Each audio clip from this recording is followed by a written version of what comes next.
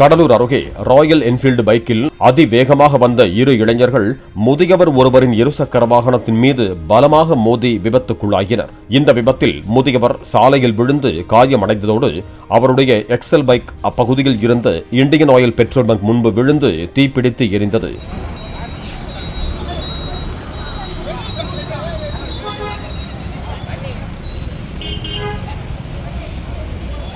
சாமர்த்தியமாக செயல்பட்ட பங்க் ஊழியர்கள் தீப்பிடித்து எரிந்த இருசக்கர வாகனத்தை தீயணைப்பான்கள் ஊற்றி அணைத்ததால் பெரும் விபத்து தவிர்க்கப்பட்டது.